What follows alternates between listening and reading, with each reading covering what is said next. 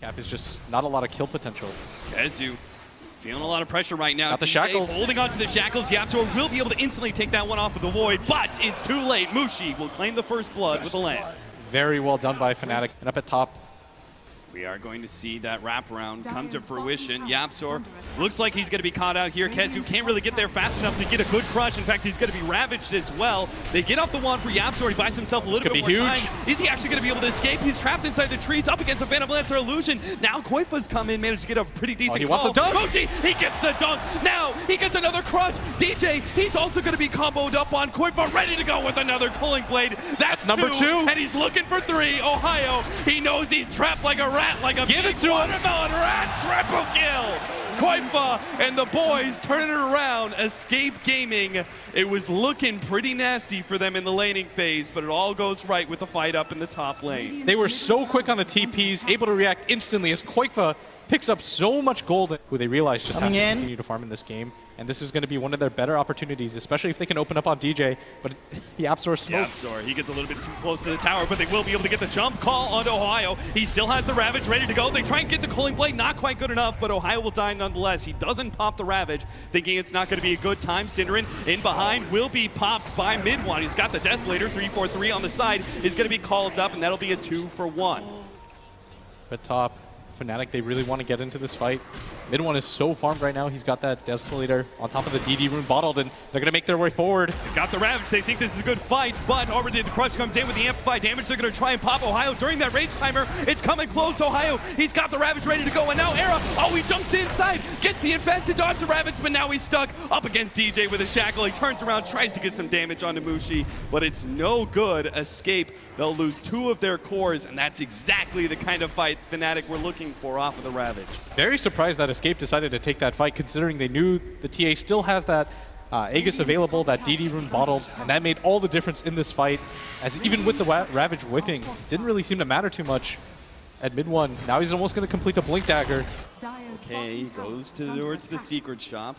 He's going to pick up that point boost. Oh no, he's going to get hit. Right past mid-one. Is the damage going to be good enough? 3-shot, 4, and that's all it takes. Mid-one with the Desolator takes him out, and the deny at the bottom lane tower. DJ picks that one up against Era. Fnatic are just growing that lead. You could just see the confidence. Oh, mid. No, the initiation comes out on Mushi. They will be able to find a pickoff, it looks like, as Mushi, unable to get off any spells, does manage to get off the Doppelganger on the side and will be able to get away with now the mech. Synderen TP's out, barely escaping out of that Shuriken. But they did have to blow the global silence for this as mid-one. Gonna get stunned up, but I think Escape are in full retreat mode as mid-one jumps forward. No YapzOr, is there gonna be missed? Not a chance. A Shuriken bounces in from 3-4-3. 6-7. The score may look relatively even, but it's anything but. Seems like the rest of these tier 2 towers are gonna be forfeited at this rate. Yeah, if Fnatic just decide to go mid, it's going to be hard for Escape to hold. And I do like that Escape went for that movement, but unfortunately for them, it was too late and probably would have gone poorly for them anyways. They had no idea how low that Roshan was going to be. As soon as mid-one picks up that Aegis, you can't really jump blind into the pit because the Shadow Shaman's waiting there. They'd have to do some kind of tactical move where they pop the global as the Axe blinks in, so he prevents the Shadow Shaman shackles. They've been pinging out Mushi a lot. They think they have an opportunity to find initiation. They do. Ohio, though, immediately cracking shells off one of their slows. Now he has to deal with another one as the open wounds goes down on him. It's coming close, and they get the Cooling Blade. They take him out before Ravage goes down. Shackles onto Kezu, but with the silence going down, not enough space for him to get out. Mid-one just hits too damn hard. Synderen, he's going to be the next feeding away. 2 down from Escape.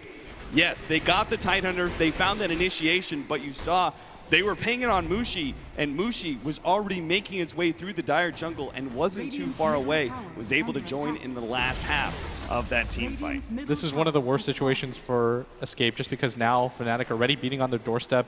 They've got the Shadow Shaman wards up in just 5 seconds. They still have Ravage available, and no global silence available for Escape. They didn't even pop the Aegis on the mid-one, and now the wards are going to go down. And this is now the true test of Escape, whether or not that they can hold this high ground. They couldn't get it at the Roshan pit, and now it's do or die for Escape Gaming. Although Fnatic, they no longer have the Aegis, they've got to be somewhat careful.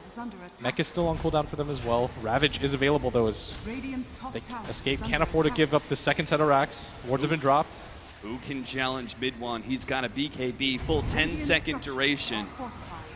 They either have to kite him excellently or they have to make the initiation on him and pop him immediately, and that just seems unlikely.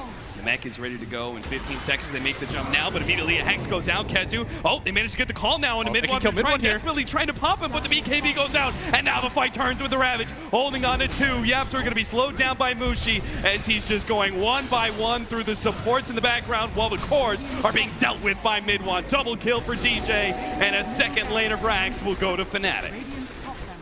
I mean, mid one right now is so unstoppable with that BKB available. Escape, because of their lineup, so many melee heroes on their side. They've got to just clump up around that Ravage. And it was even daytime, as now they're going to go for the Mega Creeps, trying to end all hope for Escape. There it is. They call it Escape Gaming going out with a whimper, not a bang. 7-13, 26 minutes in. Fnatic putting on one hell of a clinic here against Escape Gaming. That seemed at no point in time, excluding that, again, that one fight between the tier 1 and the tier 2 in the top lane, everything seemed to go Fnatic's way. Yeah, Fnatic were surgical. That first Serpent Ward drop that they used in the Roche pit to secure themselves that bottom lane as well ended up paying huge dividends for them, as they just were never able to bring down this mid 1 TA. Looking at Fnatic, obviously really good form here against Escape Gaming. How far do you think this run through the lower bracket can go? I mean, Fnatic looked really good right there. As good sportsmanship, is giving out the hugs, and yeah, I think Escape are going to be disappointed here. But Fnatic, they played very well. This is probably the best performance I've seen them have post-group stage. And what can you do? Fnatic making their way off the stage will survive the best of 1 elimination, as Escape Gaming are going to be heading home now. Now we're left with 13.